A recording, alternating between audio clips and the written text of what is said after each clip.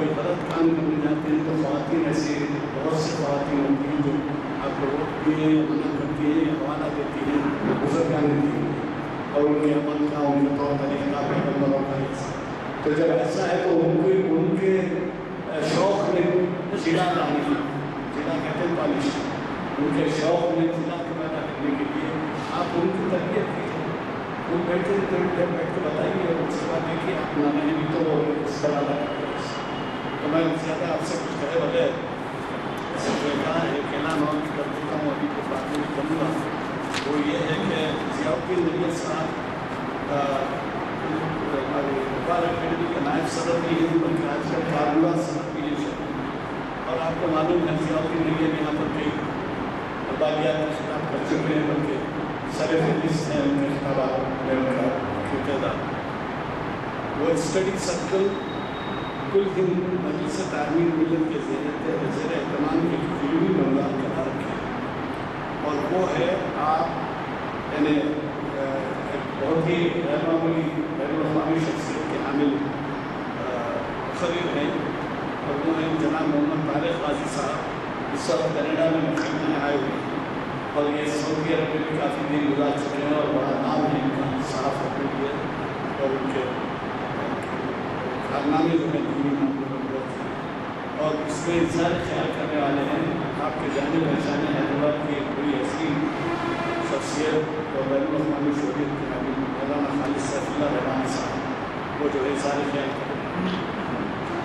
تو وہ پروگرام جو ہے بروز اتوار 29 جولائی 2017 بہت سارے 2 بجے صبح بمقام گلشن خلیل بخوا تالاب آساد اوپر گارڈن تمام بنا. اب خواجہ مینشن معلوم ہے بہت سے لوگوں کو خواجہ مینشن سے فلان پھر فلان آگے بڑھیے کہ خلیل گلشن گلشن سے آپ اوپر جا سکتے ہیں. ایسی محفل میں شرکت کرنا آپ کے لیے جو ہے ایک عبادت کا درجہ ہونا ہے. میں بڑی توقع رکھتا ہوں کہ اپنا صرف آپ بلکہ نوجوان لوگ میں کرائیں گے. ضیاء الدین نیر صاحب کی خواہش کی ہے کہ اس کا اعلان تو میں آج کے ہمارے مقرر آپ کے جانے پہچانے معلوم کئی کتابات پر بیان ہو چکے ہیں کتابات مخاطب کر چکے ہیں اور امت کے زوال کے اخبار کے سہم عنوان پر استفادے کا موقع دینے کے لیے ڈاکٹر امین اکبر علی افتخاری صاحب کیونکہ مشہور اس لیے بھی ہیں کہ باوجود اس کے پیر میں ننگ ہے اور چلنے کے لیے دقت ہے لیکن وہ برابر اپنے جیسے وعدہ فرماتے ہیں وقت کے اوپر آ جاتے ہیں اور ہمارے مخاطب کرتے ہیں استفادے کا موقع.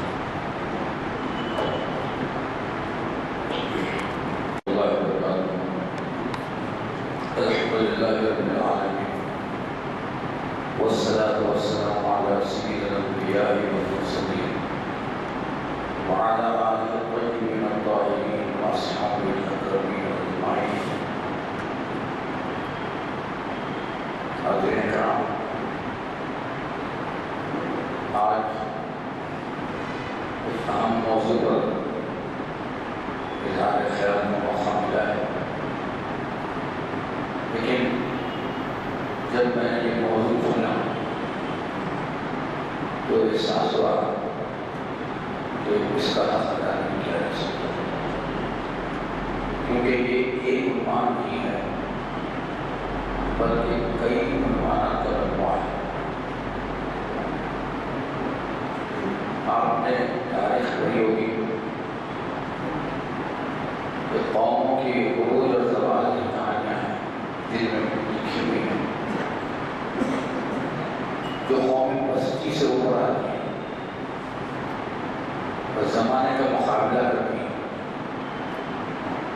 اور زمانے کے مد نظر سے دامن بچاتے ہوئے ترقی کی راہ پر رکھتی ہیں.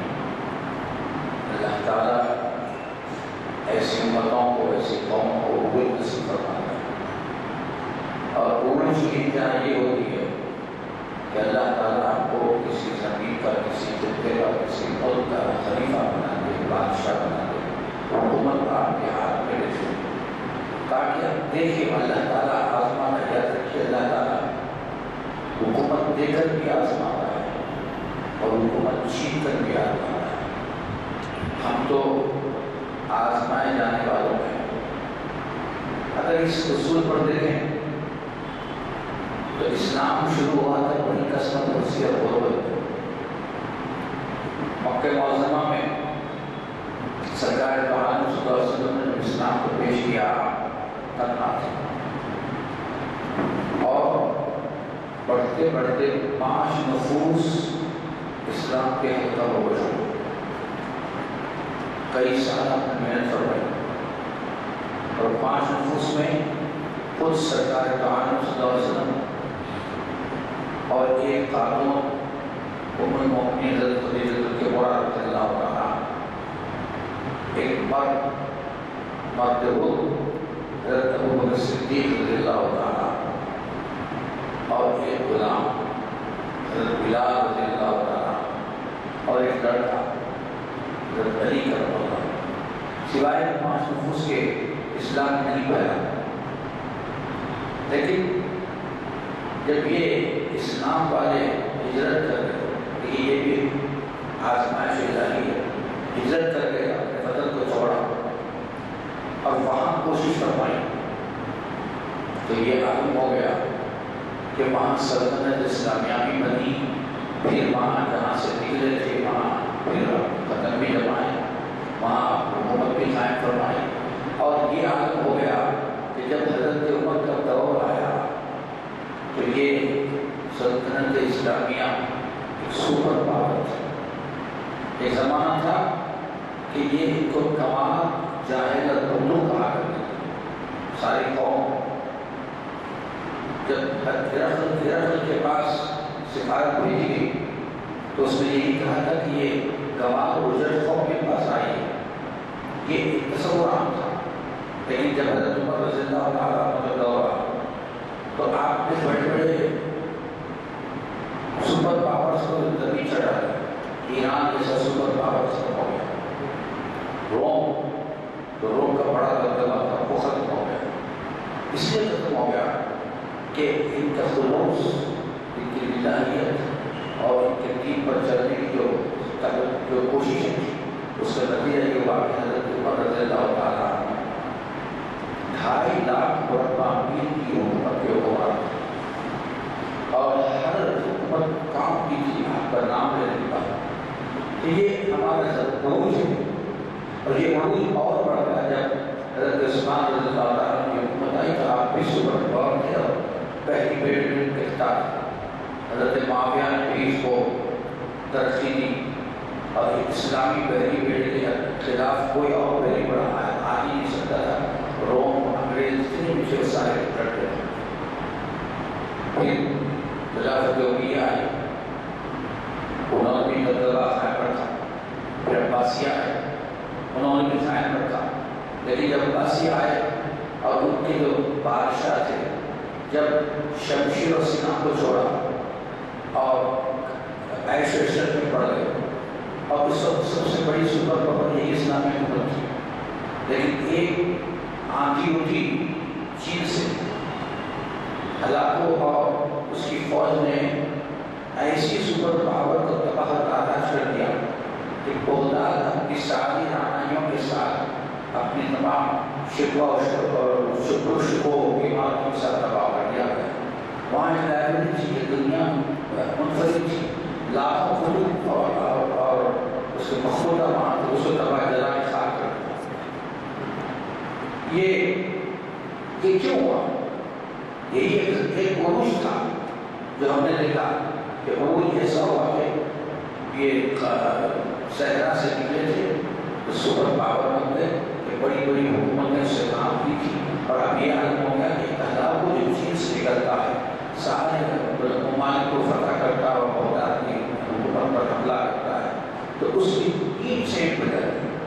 اور اس کے بعد یہ عالم ہو گیا کہ وہاں مسلمان بکروں کی طرح ہو گئے، خوف اللہ کا نہیں، خوف اگر تھا تو اللہ کا یہ مطلب۔ ایک آپ کو تاریخ میں واقعہ آپ نے پڑھا ہوگا، پڑھا ہے، اتنے ڈرے ہوئے، اتنے سہمے ہوئے تھے مسلمان کہ 20-22 مسلمان جا رہے تھے گروہ کی شکل، اکیلے نہیں کرتے تھے، گروہ کی شکل میں جا رہے تھے،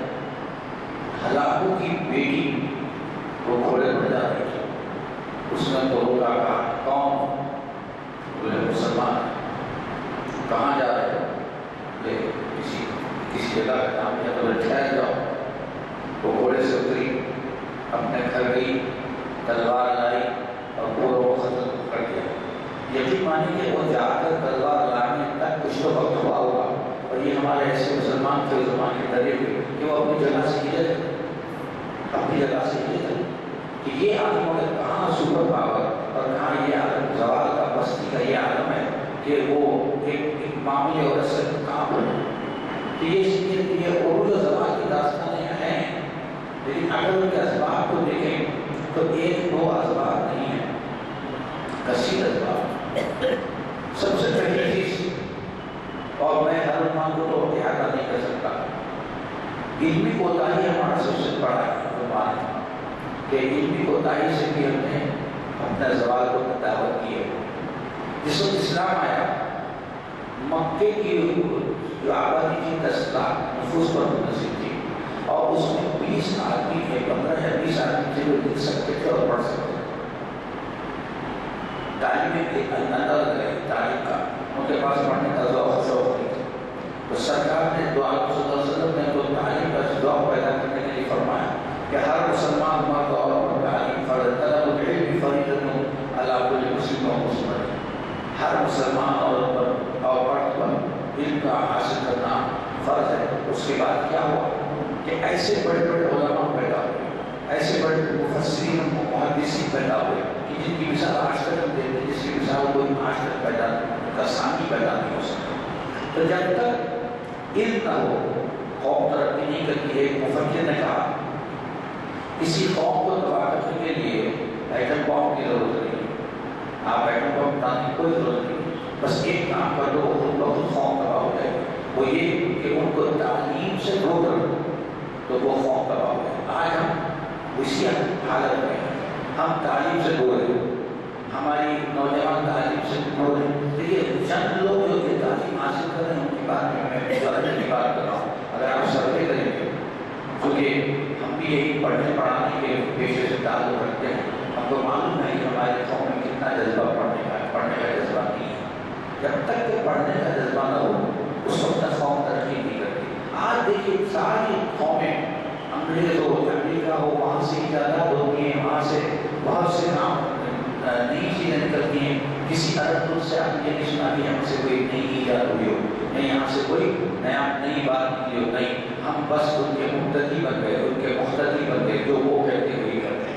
ہمارا علم کا درجہ تو خوش ہو چکا ہے، لیکن اب ہم علم کی طرف راغب نہیں ہو گئے۔ کیوں؟ ہم کو کر دیا ایسا گیا ہے کہ علم کے بجائے ہم عیش و عشرت میں پڑے ہوئے ہیں۔ عرب ممالک کی دولت کا اندازہ نہیں لگا سکتا۔ اگر یہ دولت علم کے لیے، سائنس اور ٹیکنالوجی کے لیے صرف ہوتی، لوگوں کی تربیت کے لیے صرف ہوتی، تو آج یہ عرب ممالک بھی سپر پاور ہو گئے۔ لیکن ان کو کیا کیا؟ ان امریکیوں نے، انگریزوں نے ان کو عیش و عشرت میں مبتلا کر دیا۔ بڑی بڑی بہترین کاریں، بڑے بنگلے، اے سی وغیرہ ایسا مبتلا کر دیا کہ ان کو یہ سمجھ میں آئی کہ ہماری دین اور دنیا یہی ہے۔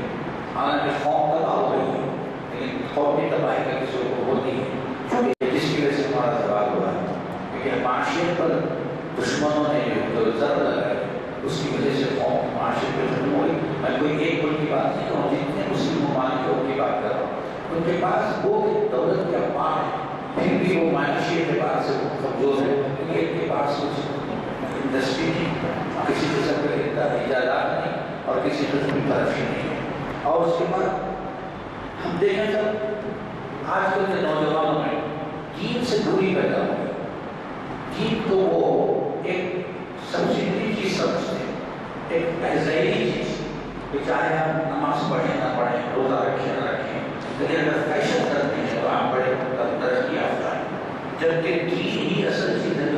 اب بتائیے وہ قوم جو جاہل کہلاتی تھی کیسے سپر پاور بنی؟ اس لیے بنی کہ اس نے سرکار دو عالم صلی اللہ علیہ وسلم کی اتباع کو اپنا مسلک بنایا، اور سرکار دو عالم صلی اللہ علیہ وسلم کے اور اللہ کے احکام پر چلے، دین کو مضبوطی سے پکڑا، اور جب دین کو مضبوطی سے پکڑا تو اللہ تعالیٰ نے کیا کیا؟ ان کو سارے کا عالم میں منفرد کر دیا، سارے عالم میں ان کو بڑا بنا دیا، ان کی ترقی ہوئی۔ آج ہم کیا کر رہے ہیں؟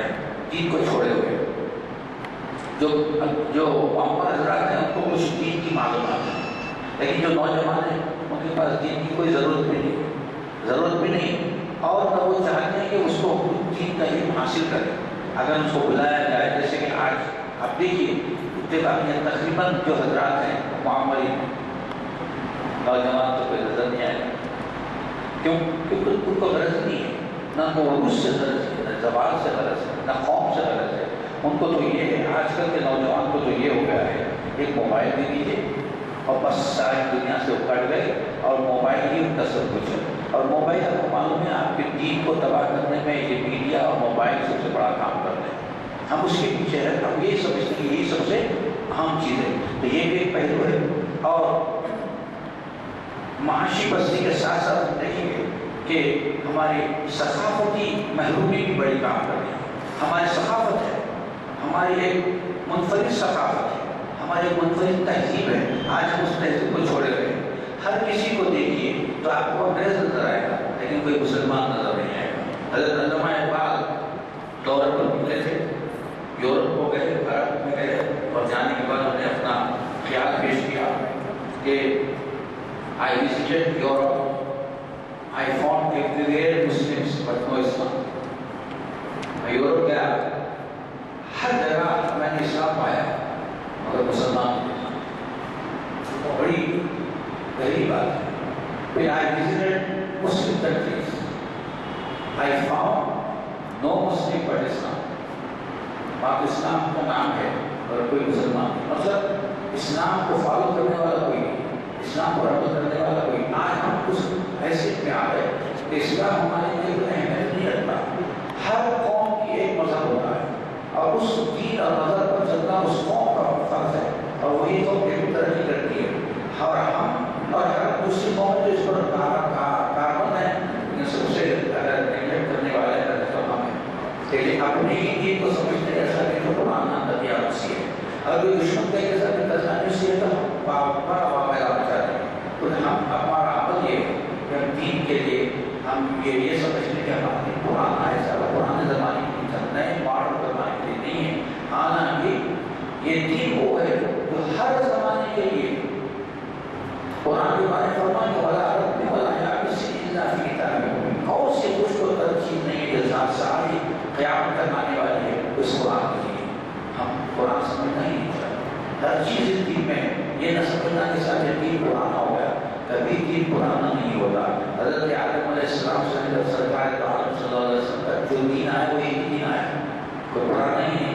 آدم علیہ السلام کا دین پرانا، سرکار دو عالم صلی اللہ علیہ وسلم کا دین نیا نہیں۔ اس نے فرمایا ان الدین عند اللہ الاسلام، اور اللہ کے پاس اگر کوئی دین ہے تو اسلام ہے۔ تو میں آج مختصر کرتے ہوئے وہ دینی پہلوؤں کو طرف آپ کی توجہ راغب کروں گا، تاکہ آپ اپنے بچوں کو بھی بتائیں کہ دنیا یہ سوال کا سبب تم بھی بن رہے ہو۔ اللہ تعالیٰ اللہ قرآن کریم میں ارشاد فرماتا ہے کہ دیکھیے اللہ تعالیٰ کا سنت ہے کہ کس کو حکومت دی جائے، کس کو سربراہ بنایا جائے، کس کو خلافت دی جائے، اللہ تعالیٰ کا اصول ہے۔ تو ارشاد فرماتا ہے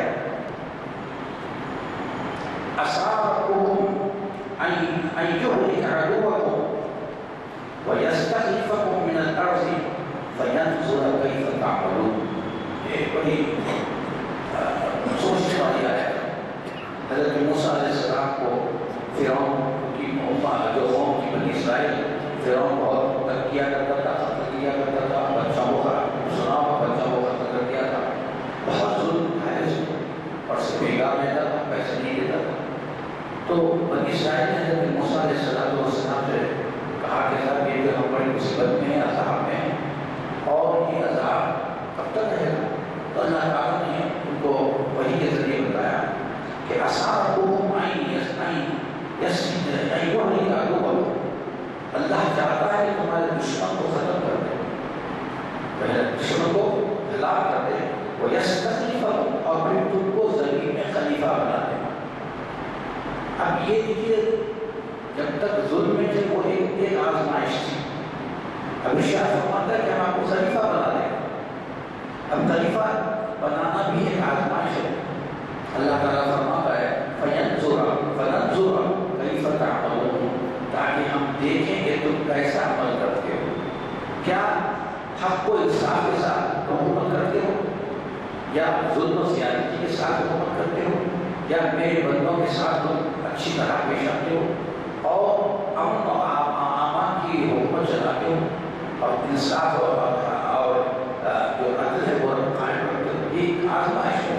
کسی کو اگر حکومت دے دی جائے تو سمجھیے کہ اس کو آزمائش ہے. فرماتا ہے فینظر کیف تعملون, ہم دیکھیں گے تمہیں ہم کس طرح تم کیسے عمل کرتے ہو. ہماری حکومت کو حکومت ملی, ہم نے ہم کو حکومتیں ملی, خلفائے راشدین تک تو بہترین حکومتیں تھیں. چلیے امیہ اور عباسیہ کے چند دنوں میں بڑے حکومتیں تھیں, لیکن جب ان کی حکومتوں میں شاہی کی فطرت میں شاہی بس گئی تو وہ شاہوں کی طرح عمل کرنے لگے, عوام کو بھول گئے, عوام پر ظلم کرتے تھے. تو کیا ہوا؟ اللہ تعالیٰ نے ان کے ظلم کا نتیجہ یہ کیا کہ ہلاک خاموں پر مسلط کر دیا. تو کیوں؟ فینظر کیف تعملون, ہم دیکھیں گے کہ تم کیسے عمل کرتے ہو.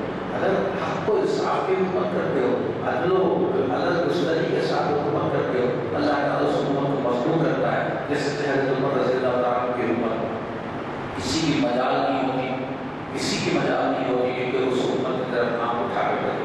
اور آپ کے عدل اور انصاف کا عالم تھا, آپ خطبے کے لیے کھڑے ہوئے, بس جمعے کے خطبے کے لیے کھڑے. ایک عراقی تھا, کہا اے عمر رضی اللہ تعالیٰ خطبہ بعد میں دینا, پہلے یہ حساب دو کہ تمہارے پاس 2 کپڑے کیسے آئے. خلیفہ وقت سے جس کی ساری دنیا جس نے کام نام سے کام کیے, ایک عراقی کھڑے ہوئے کہنے لگا کہ بتاؤ بھائی تمہارے یہاں 2 نئے کپڑے کیسے آئے. آپ کا تہبند بھی نیا تھا اور کرتا بھی نیا تھا. تو آپ نے صاحب عبداللہ بن عمر کی طرف دیکھا, وہ کھڑے ہوئے کہا, اس کا جواب میں دیکھا تو اس نے کہا تھا سب کو ایک چادر ملی تھی, آپ کو بھی ایک چادر ملی ہوگی, مگر 2 کیسے ملی. حساب تو خلیفہ سے پوچھنا ہے. تو حضرت عبداللہ بن عمر نے کہا کہ نہیں, وہ آپ کو بھی ایک ہی چادر ملی تھی, مجھے جو چادر ملی تھی میں نے بابا جان کو دے دی ہے. تو وہ اس کا انہوں نے کرتا بنا دیا ہے. تو زیرابی نے کہا کہ ہاں ٹھیک ہے, آپ خود بات آج کوئی اس حکومت پر کر سکتا ہے. کسی وزیر اعظم کو کیا وزیر تو چھوڑ دیجیے, کسی ایم ایل اے کے آگے آپ کہہ سکتے ہیں کہ دھڑلے کے ساتھ نہیں, وہ نکال دے گا, نکال دے گا. ظالموں کی حکومت ہے, ظلم کے ساتھ حکومت ہے, کوئی آپ کو سامنے حال نہیں ہے. اس کو کیا کریں گے, اس سب آپ بھی تو انہیں میں شامل ہوتے ہیں, تو آپ کا سوال ہے نہیں, اس کا مقابلہ کرتے ہیں تو آپ کا عروج.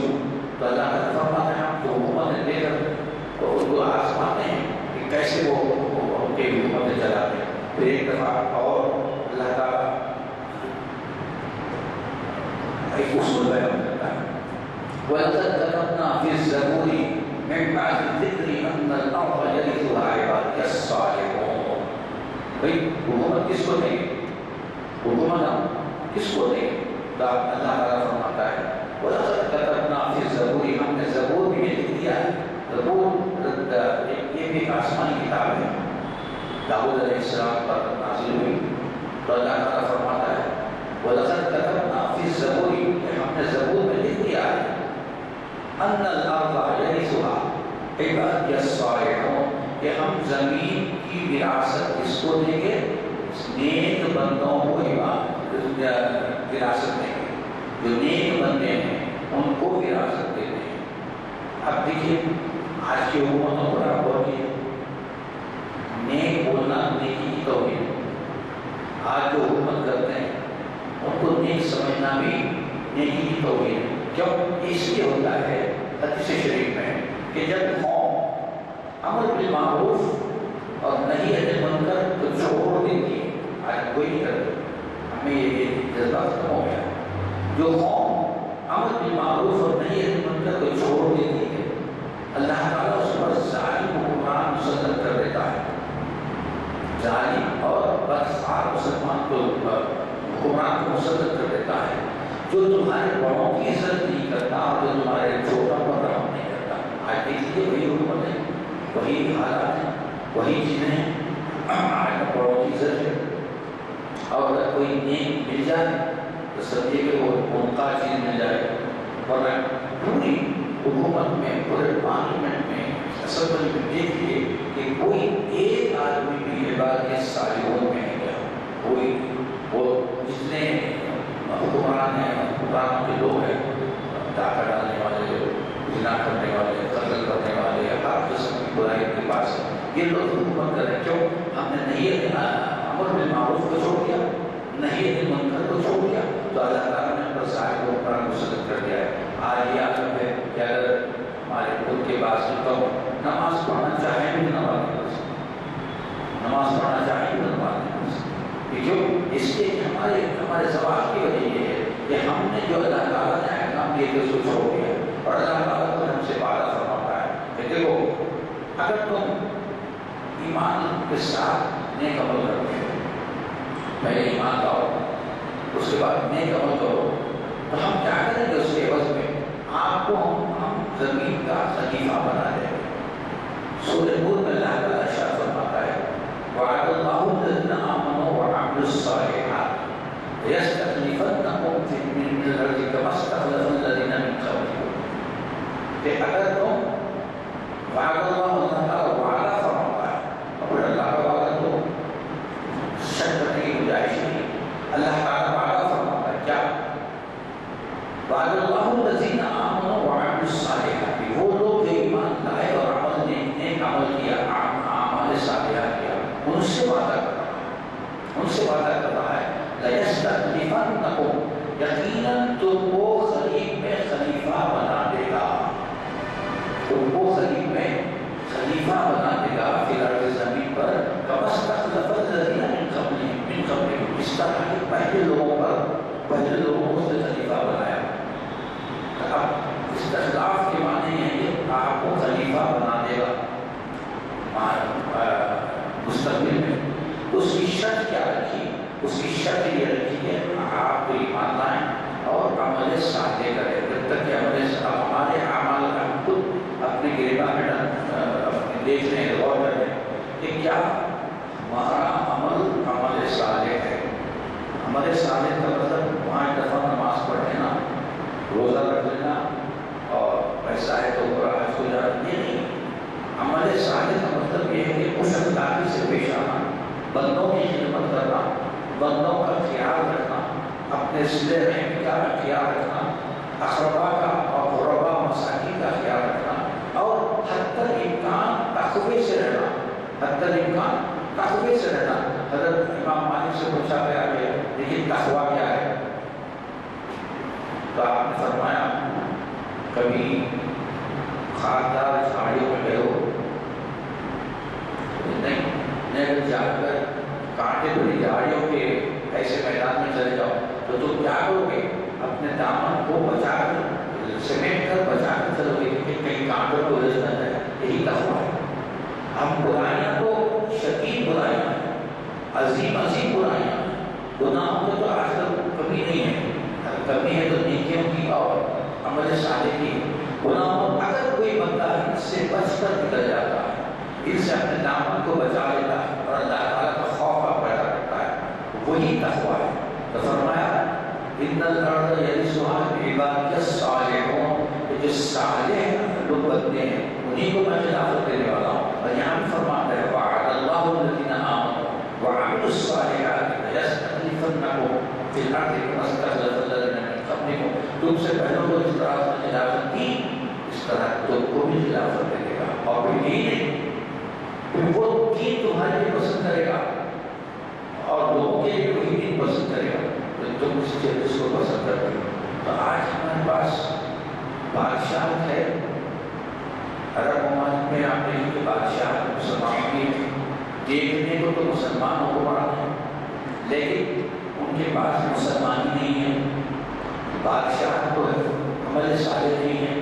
آپ نے اخبار میں پڑھا ہوگا کہ ایک شہزادہ روم میں جاتا ہے، ایک کشتی پسند آ جاتی ہے، $500 ملین میں خرید لیتا ہے، کھڑے خرید لیتا ہے۔ آپ سے اگر پوچھیں گے میاں کس کے باپ کا پیسہ تھا؟ نہیں، اس نہیں، پیسہ نہیں، بس دولت کے ہم حقدار ہیں، خرید لیا۔ اس کو تقویٰ نہیں کہتے، اس کو تقویٰ نہیں کہتے۔ حضرت ابوبکر صدیق رضی اللہ تعالیٰ عنہ کے سامنے آپ کی ہے والد محترمہ نے کھانے کے ساتھ میٹھا رکھا، حضرت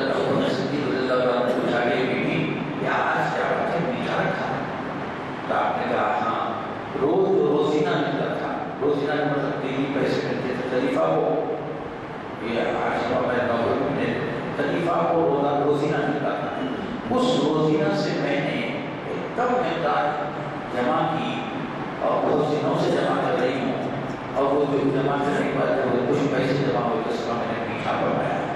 حضرت ابو بکر صدیق رضی اللہ تعالیٰ چپ خاموش ہو گئے، بیت المال میں گئے اور کہا کہ بھائی میرے روزینے سے اتنا کم کرو، میرے روزینے سے اتنا کم کرو، کیوں کہ یہ زائد ہے، یہ میٹھا پکایا زیادہ زائد، یہ تقویٰ ہے، یہ اللہ کا خوف ہے۔ حضرت ابو بکر صدیق رضی اللہ تعالیٰ کی بات بہت بڑی ہے۔ حضرت عمر عزیز رضی اللہ تعالیٰ وہ بھی خلیفۃ المسلمین ہیں، 5 خلیفہ کہتے ہیں لوگوں کو۔ آپ کی حکومت بھی بڑی عدل و انصاف کی حکومت تھی۔ آپ کے عید کر کے آیا تو بچیاں، آپ کی عائشہ محترمہ نے کہا کہ بچیاں اور بچے نئے کپڑے کے لیے کہہ رہے ہیں، خلیفہ ہیں، اتنی بڑی حکومت کے خلیفہ ہیں کہ جس کا آپ اندازہ نہیں کر سکتے، اس کی حکومت بہت عظیم شان کے سپر پاور۔ تو آپ نے کہا کہ بیوی اس سب میرے پاس پیسے نہیں، خلیفہ ہے، اس سب میرے پاس پیسے نہیں ہیں، جب کبھی پیسے آئیں گے تو میں اس کا انتظام کر دوں گا۔ تو اس کے بعد آپ کو خیال ہوا کچھ قرض لے لوں۔ دیکھیے خلیفہ ایسے ہیں اور جو عہدیدار ہیں، عمال ہے، وہ کیسے ہیں۔ آپ نے خزانچی کو بلایا اور کہا کہ بھائی دیکھو عید آئی ہے، ہمارے پاس تو کوئی رقم نہیں ہے، ہمیں جو اگلے مہینے کی جو تنخواہ ہے وہ آپ دے دیجیے، میں تاکہ بچوں کو کچھ کپڑے بنا سکوں۔ تو خزانچی نے کہا کہ حضور صحیح ہے، میں دے دیتا ہوں، آپ اس کو گارنٹی دیجیے کہ آپ آئندہ مہینے سے کم زندہ رہیں۔ یہ تقویٰ بات تو اس لیے کہتے ہیں جیسا بادشاہ ہوتا ہے اسی رعایت ہوتی ہے۔ تو آپ نے کہا ہاں تو صحیح کہہ رہا ہے، میں ایسی گارنٹی تو نہیں دے سکتا، نہیں کیا۔ تو خلیفہ کے گھر میں پرانے کپڑوں سے عید منائی جا رہی ہے، اس کو تقویٰ کہتے ہیں۔ آج کون سی حکومت حکمران تک معمولی عہدیدار کے گھر میں بتائیے نہیں، خود مسلمان اگر ہے تو وہ بھی نہیں، تو معلوم ہوا کہ یہ جو تقویٰ والی بات ہے وہ سمجھ سارے کی بات ہے، جب تک نہیں ہوگی آپ کو سکون اور عروج نہیں ملے گا، تو یہ آپ کو سوال نہیں ہوگا۔ اور ایک دفعہ یہ اور ارشاد فرماتا ہے ان الارض یرثها من یشاء من عباده، میرے بندوں سے جسے چاہتا ہوں میں حکومت دے دیتا ہوں، میرے بندوں سے جسے چاہتا ہوں حکومت دے دیتا ہوں۔ اب معلوم ہوا کہ حکومت دینے کے لیے مسلم، مومن، کافر، مشرک، دہریہ کوئی نہیں ہے، ہم جس کو چاہیں حکومت دے دیتے ہیں، جس کو چاہیں ہم حکومت دے دیتے ہیں۔ لیکن ایک بات فرمایا وَالْعَاقِبَةُ لِلْمُتَّقِينَ، اور عاقبت کس کے لیے ہے، کس کے لیے عاقبت ہے؟ یہ دنیا کی جو حکومت ہے تو یہ فنا ہونے والی ہے، یہ دنیا کی جو حکومت ہے فنا ہونے والی ہے اور مٹ جانے والی ہے۔ لیکن فرمایا العاقبۃ للمتقین، جو متقی ہے اس کی حکومت تو یہاں بھی ہے اور آخرت میں بھی ہے، اس کی جو عاقبت جو ہے وہ بھی بہت متقی کے لیے ہے۔ تو فرمایا کہ جس کو چاہے اس لیے کوئی اگر جو بھی حکمران بنے ہم گلا نہیں کر سکتے، اللہ تعالیٰ کا حکم ہے جس کو چاہے حکومت دے سکتا ہوں۔ آپ اندازہ لگائیے دینی اعتبار سے ہمارے ہم میں جو پستی ہے، ہم میں جو زوال کی کیفیت ہے، کیا ہم اس قابل ہیں کہ اللہ تعالیٰ ہم کو زمین پہ خلیفہ بنا دے؟ نہیں، ناممکن ہے۔ اب آپ دیکھیے، دیکھنے کو تو آپ کو دیکھے گا کہ سعودی عرب مسلمان ہیں، مصر میں مسلمان ہیں، خدا جگہ مسلمان ہیں، مسلمان حکمران ہیں، اور بڑی ترقی ہو رہی ہے، لیکن یاد رکھیے تو مسلمان حکمران نہیں ہے، وہ مسلمان حکمران نہیں ہے۔ مسلمان حکمران تو آزاد ہوتا ہے اور بےحور ہوتا ہے، یہ تو غلام ہے، یہ غلامی کی عالم ہے کہ ان کی غلامی یہ ہے کہ بس اگر ذرا سا مسئلہ آ جائے تو اپنے آقا کے پاس چلے جائے، قدموں میں چلے جاتے ہیں، فون بھی نہیں کرتے، کیونکہ فون یاد رکھیے بڑوں کو فون کرنا پہلے زمانے میں بڑا مایوس ہوتا جاتا تھا، یہ بھی وہی عمل کرتے ہیں، فون نہیں کرتے، قدموں میں چلے جاتے ہیں کہ حضور کیا کریں بتائیے، کیا کریں ہم؟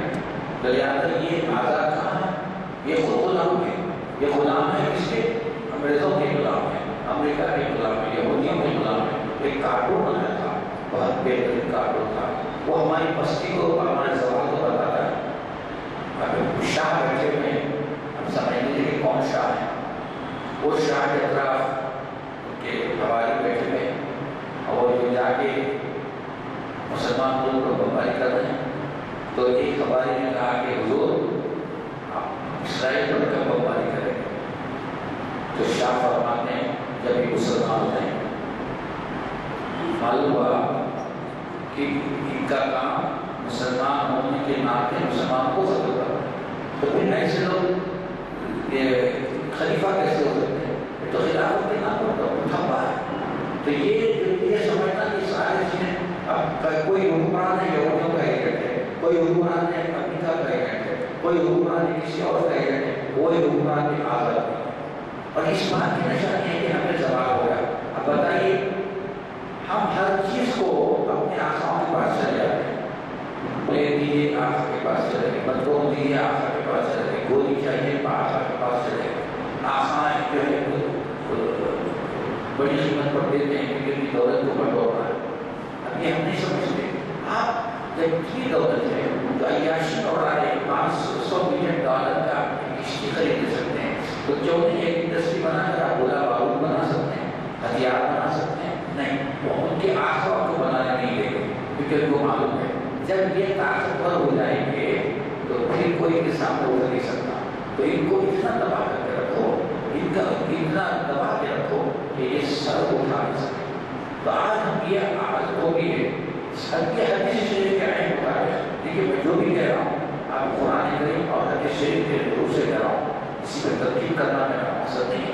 حدیث شریف میں سرکار دو عالم صلی اللہ علیہ وسلم نے ارشاد فرمایا کہ ایک زمان میں مفہوم پڑھ سکتا ہوں، ایک زمان آئے گا کہ تمہاری ہوا بگڑی ہوئی ہوگی، تمہاری ہوا بگڑی ہوئی ہوگی۔ تو صحابہ نے کہا یا رسول اللہ ہم پنچھی بنے ہیں لیکن ہم یہاں سے نکلے ہیں تو کہاں کا مدینہ فتح کر دیا، مکہ فتح کر دیا، طائف فتح کر دیا، ہم تو ہر جگہ فتح کر رہے ہیں۔ اور وہ لوگ کثرت سے ہونے کے باوجود ان کی ہوا بگڑی ہوگی، تو بولے ہاں آپ نے فرمایا کہ وہ کثرت سے ہوں گے لیکن ان کی ہوا بگڑی ہوئی ہوگی، کوئی ان کا وزن نہیں ہوگا۔ تو صحابہ نے فرمایا کہ یا رسول اللہ ایسے کیسے ہو سکتا ہے کہ کثرت سے ہوں اور وہ کوئی پلٹ کرنا مجھے ان کی ہوا نہ ہو؟ تو آپ نے فرمایا دو اسباب ہیں جس کی وجہ سے مسلمانوں کی ہوا بگڑی ہوئی ہوگی۔ ایک دنیا کی محبت ان پہ راسخ ہو جائے گی۔ بھائی آج دیکھیے ہر مسلمان کے دل میں دنیا کی محبت ہے، عاقبت کا تو سوال ہے، قبر کا ہمارے پاس سوال نہیں ہے، قیامت کا تصور بھی نہیں، دنیا کی محبت ہے کہ دنیا کی محبت عاشق ہو چکی ہے۔ اب دیکھیے ہم ہر برا آج دولت کمانے کے پیچھے ہر مسلمان پڑا ہوا ہے، ہر مسلمان دولت کے پیچھے پڑا ہوا ہے۔ اگر اس سے پوچھیں گے دولت کیسے کما رہے ہو تو یہ کہے گا نہیں دولت آ جائے تو بس ہے، مجھے حرام حلال کی کوئی فکر نہیں۔ آج وہی ہے نہ حرام کی فکر ہے نہ حلال کا فکر ہے، بس دولت آ جائے تو بس ہے۔ اور دولت اس لیے ہے کہ دنیا میں میرا نام ہو جائے، یہ دنیا کی محبت ہے، یہ دنیا کی محبت ہے۔ اور اسلاف کہتے تھے وہ دنیا کو دھلکار دیتے تھے، وہ دنیا کو دھلکار دیتے تھے، کبھی دنیا کے پیچھے نہیں گئے۔ صلاح الدین ایوبی کے زمانے میں ایک جگہ فتح ہوئی تو جب قیدی آئے تو وہاں کی ملکہ بھی شہید ہو گیا، شہزادی شہید ہو گیا۔ تو جب تقسیم ہوئی تو ایک سپاہی کو دے دی، ایک تو ملکہ کو دے دیا۔ تب وہاں کے لوگ عہدیدار آئے اور آنے کے بعد صلاح الدین ایوبی سے کہا کہ حضور ہماری شہزادی آ گئی ہے، آپ نے چھوڑ دے تو اچھا تھا۔ آپ نے کہا ٹھیک ہے شہزادی ہے اس کام کی فکر آپ کریں، بس پوچھا کہ کہاں ہے بتاؤ اس کے پاس تو وہ آدمی کہا ضرور میرے پاس مالے محمد مجھ کو ملیے۔ تو آپ نے کہا کہ وہ اس کے پاس ہے، اس سے تم لے لو۔ تو عہدیداروں نے سے کہا اس جوان سے کہا سپاہی سے کہ بابا وہ ہمیں شہزادی دے دو تو ہم تمہیں جو بھی تم مانگو گے دیں گے۔ تو اس زمانے میں اس کو معلوم نہیں تھا کہ پیسہ کیا ہوتا ہے۔ میں بتا رہا ہوں آج کی دنیا اور پہلے کی دنیا، وہ یہ سمجھتا تھا کہ 1000 روپئے سب سے بڑی چیز ہے۔ اس نے کہا دے دو 1000 درہم دے دو۔ تو وہ لوگ ہلکا اٹھا ہو گئے کہ اگر وہ لوگ 10 لاکھ دینار بھی بولتے تو دینے والے تھے۔ اور اس بیچارے کو دنیا معلوم ہی نہیں، اس سے کہا کہ 1000 درہم دے دو، تو وہ خاموشی نے 1000 درہم دے کے شہزادی کو دے دیا۔ اس لیے وہ کہتے سرخوں سے ہر جگہ فتح پا گئے تھے۔ آج دنیا میں رسبس ہے، دنیا ہم میں رسبس گئی ہے، اور اس کی وجہ سے کیا ہو گیا؟ آج ہم جہاں بھی جاتے ہیں خوار ہو گئے۔ اور دوسرا فرمایا ایک تو دنیا کی محبت میں غالب آ جائے گی، اور دوسری فرمایا کہ موت کا خوف پیدا ہو جائے گا، موت کا خوف پیدا ہو جائے گا۔ مسلمان تو ایسا ہوتا ہے اس کے بعد موت کا خوف نہیں ہوتا، کیوں؟ جانا تو سب کو، آپ یہاں بیٹھے ہیں تو بھی آپ جا سکتے ہیں، راستے میں جا سکتے ہیں، گھر پہ بستر پر جا سکتے ہیں، مسجد میں آپ نماز پڑھیں آپ جا سکتے ہیں، ہمارے پاس تصور ہی نہیں جانے کا۔ تو موت کا خوف نہیں ہوتا تھا پہلے موت کا خوف نہیں ہوتا تھا۔ غزوہ بدر ہو رہا لوگ ہمارے جو 313 جو سپاہی تھے یہ جذبہ تھا کہ شہید ہو جائیں اور اسلام کو بچائیں۔ آج ہمارا جذبہ یہ ہے کہ بھائی گھر میں بیٹھ جاؤ تو جو ہوتا ہو تو موت کا خوف پیدا ہو ہے۔ آپ ویڈیوز میں دیکھ رہے ہوں گے ظلم کی انتہا ہے کہ ایک مسلمان کو کئی مل کر مار رہے ہیں، تو مسلمان بے چارہ مار کھا رہا ہے، کیوں؟ اس کے دل میں وہ بہادری کا خط باقی نہیں ہے کہ دنیا کا، اور ویسے بھی کئی لوگ ہیں ایک دو ہو تو سدھر سکتے ہیں، 10-15 بھی سے کام کر سکتے ہیں۔ تو یہ ساری چیزیں کیا ہے؟ وہ کئی ننظور کئی فتح کیسے عمل کرتے ہو دیکھنا ہے، یہ تمہارے لیے آزمائش کا مقام ہے کہ ہمارا سوال ہے۔ تب سوال یہ ہوگا کہ دین کو چھوڑا، ہمیں سوال پیدا ہو گیا۔ اگر اب بھی ہم دین پر کاربند ہو جائیں، اب بھی ہم اپنے دین کو امام بنا لیں، احکام الہی پر چلیں، سرکار دو عالم صلی اللہ علیہ وسلم کی محبت دل میں رکھیں، کہ دنیا کی محبت کو ہٹا لیں، کیونکہ دنیا تو فانی ہے، دنیا تو الآخرۃ خیر و ابقیٰ، یہ جو آخرت ہے وہ سب سے بہترین بھی چیز ہے، اور ابقیٰ بھی ہے، زیادہ باقی رہنے والی، کب تک باقی رہے نہیں معلوم۔ دنیا فانی ہے اور دنیا کی نعمتیں بھی فانی ہے، اور دنیا میں جو بھی آپ کو ملتا ہے وہ فانی ہے۔ تو ہم کیا کریں؟ فانی کے پیچھے دوڑ رہے ہیں، جبکہ باقی کو ہم بھلا چکے ہیں، باقی کو ہم بھلا بھی چکے ہیں، اور باقی کا خیال بھی ہمیں نہیں ہے۔ اگر ہم باقی ہونے رہنے والی چیز کا خیال کریں گے، فنا جو ہونے والی چیز اس کو چھوڑ دیں گے، یہ بھی نہیں ہے کہ بالکل دنیا سے رومان بن جائے، دنیا سے منہ موڑ لیں، ایسا نہیں ہے۔ آپ کو اللہ تعالیٰ نے دعا سکھائی، کیا دعا سکھائی؟ دعا تو کرتے ہیں ترجمہ نہیں پڑھا، ربنا آتنا فی الدنیا حسنہ، پہلے فرمایا دنیا میں نیکی بھلائی عطا فرما، وفی الآخرۃ حسنہ، اور آخرت پھر بعد میں آخرت میں ہم بھلائی عطا فرما، وقنا عذاب النار، اور عذاب جہنم سے محفوظ فرما۔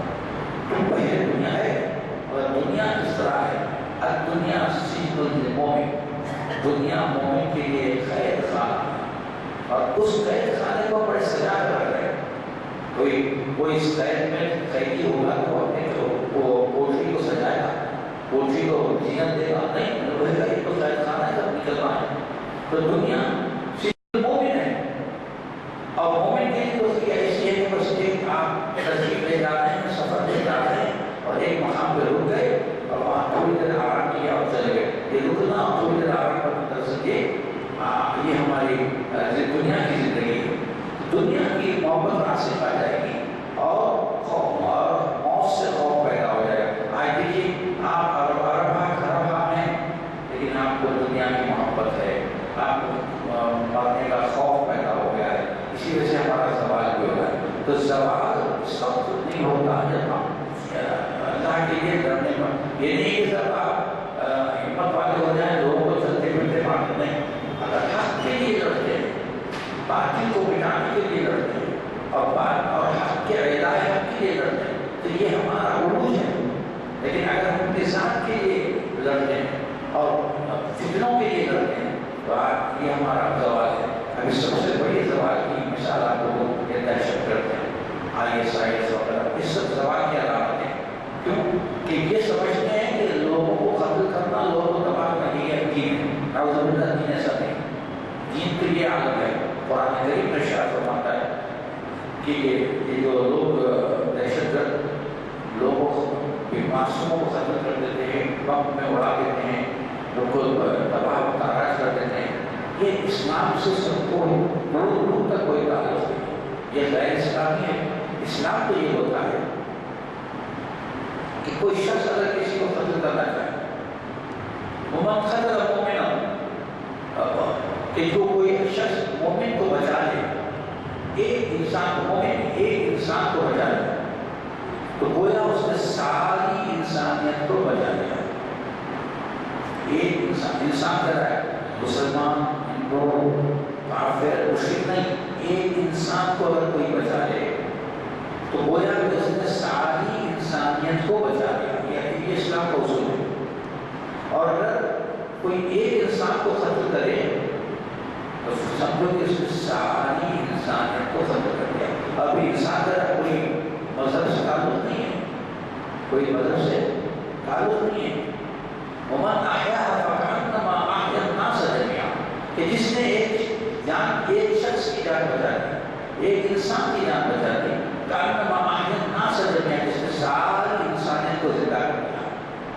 اور جس نے ایسے کسی ایک انسان کو ختم کر دیا تو گویا کہ اس نے ساری انسانیت کو ختم کیا۔ ہمارے اسلام کا اصول ہے۔ اصول یہ ہے کہ غیر بھی آپ کی تعریف کریں، آپ کے آنے کی تمنا کریں۔ صلاح الدین ایوبی ایک مقام سے وہ ہٹنا تھا، جنگی اعتبار سے ہٹنا تھا، وہ عیسائیوں کی بستی کی وہاں پر قبضہ ہوا، تو آپ نے کہا کہ دیکھو وہ مقام چھوڑ دو اور جس سے جزیہ دیا ہے وہ واپس کرو، کیونکہ ہم کی حفاظت نہیں کر سکتے۔ تو سارے مدینوں کو عیسائیوں کو جمع کیا گیا، کرنے کے بعد کہا دیکھو بھائی ہم یہ خلاف چھوڑ رہے ہیں کیونکہ مسئلہ ہم کو چھوڑنا ہے، چونکہ ہم چھوڑ رہے ہیں ہم آپ کی حفاظت نہیں کر سکتے، یا آپ اپنا جزیہ دے دیجیے۔ تو وہ عیسائی میں حیرت میں ہوگا کہ بھائی ہماری پچھلی حکومت نے تو ٹیکس ہم کو ظلم کر کے ٹیکس دے دی تھی، اور یہ لوگ ٹیکس لیا ہوا ٹیکس واپس کر رہے ہیں، تو خیر وہ ٹیکس لیا۔ تو اس تاریخ میں لکھا ہے کہ وہ سارے عیسائیوں نے ہاتھ اٹھا کر اللہ سے دعا کی کہ پروردگار ان کو بھی ہمارا بتا۔ یہ ترقی ہے، یہ عروج ہے، غیر بھی آپ کے آنے کی تمنا کریں۔ آج نہیں ہے، آج ایسا نہیں ہے۔ آج ہم فرنگیوں کے غلام ہیں، امریکیوں کے غلام ہیں، ہمارے جو حکمران ہیں، اور وہ بدعنوان ہیں۔ ایک کا ملک کا حکمران کو یہودیوں کا غلام ہے، لوگ کہتے ہیں وہ خود یہودی ہے، نہیں معلوم ہے، اس سے ڈیٹیل نہیں جاتا۔ تو ایسے لوگ حکمرانی کر رہے ہیں، تو ایسے لوگ حکمرانی کریں تو یقیناً اسلام کی جڑیں کاٹیں، اور جڑیں کٹوانے میں ہم شامل ہیں کہ ہم اس کی تائید کرتے ہیں۔ اسلام کو اگر ہم مضبوطی سے پکڑ لیں، اسلام کی رسی کو مضبوطی سے پکڑ لیں تو کبھی ہمیں جواب نہیں ہوگا۔ ایک چیز یاد رکھنی ہے، لوگ اسلام کو کار رفتہ سمجھتے ہیں، لیکن ایسا نہیں ہے۔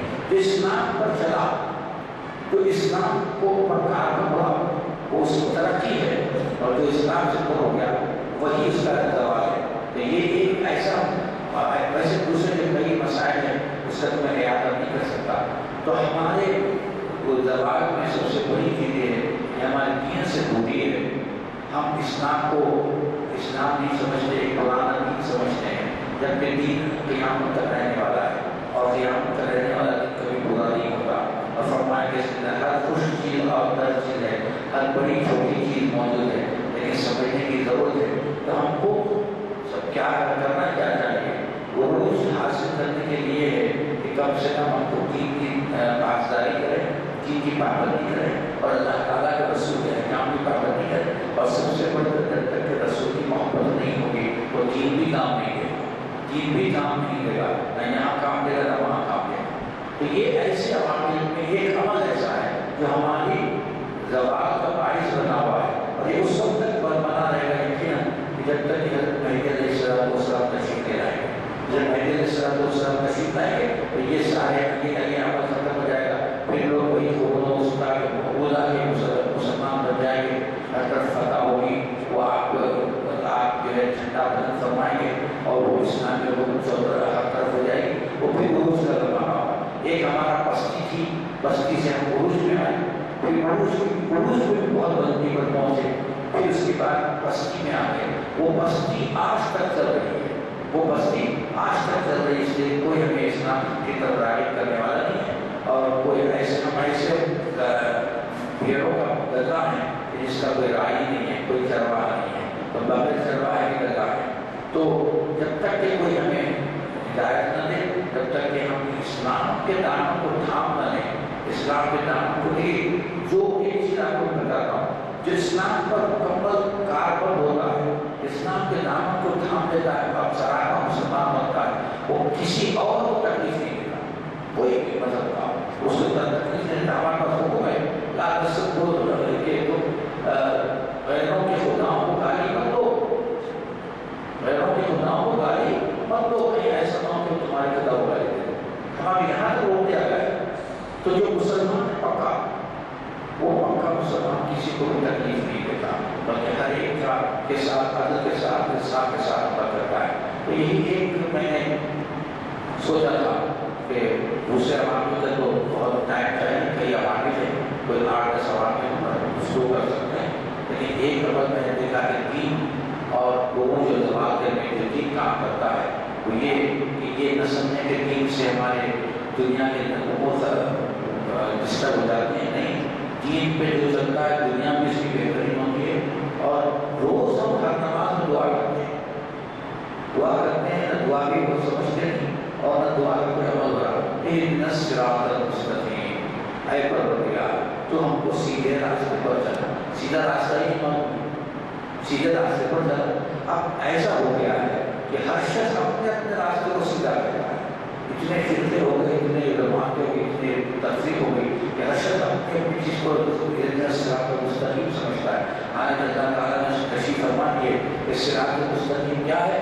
من النبیین والصدیقین والشہداء والصالحین، ان کا راستہ صحیح ہے، نبیوں کا راستہ صحیح ہے، صراط مستقیم ہے، شہداء کا راستہ صراط مستقیم ہے، صالحین کا راستہ صراط مستقیم، صدیقین کا راستہ صراط مستقیم ہے۔ اس سے ہٹ کر جو راستے ہیں تیرا میرا جو بھی راستے وہ سب غلط راستے ہیں، یہ سوائے آپ کو گمراہی کے اور کوئی نہیں۔ یہ صراط مستقیم ہمیں ہمارا پھر سے وہ پرانا دور یاد واپس ڈالے گا، اللہ تعالیٰ کے حکم پر چلنا، نبی کے حکم کے احکام پر چلنا اور اس سے محبت کرنا اور صراط مستقیم کی دعا کرنا، ان کے راستے پر چلا، نبیوں کے، صدیقوں کے اور شہداء اور صالحین کے راستے پر چلا، تو پھر ہمارا وہ آج جو زوال ہے وہ زوال ہمارا عروج میں بدل جائے گا۔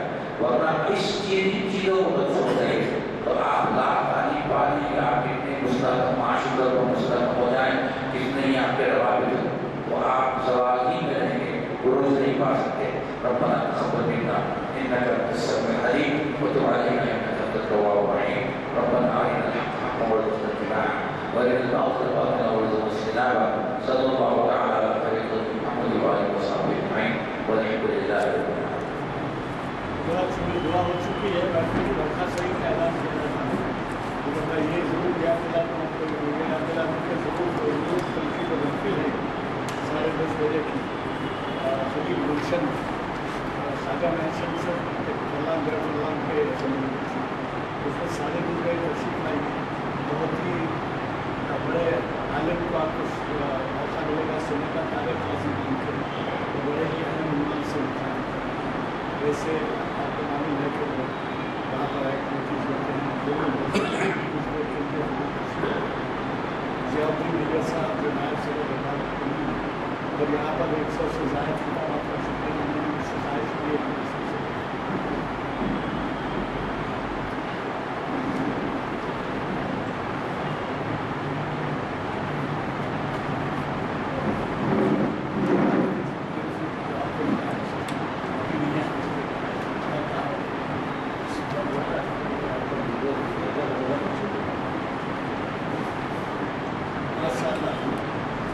یہ تکلیف اٹھا کے بھی آتے ہیں،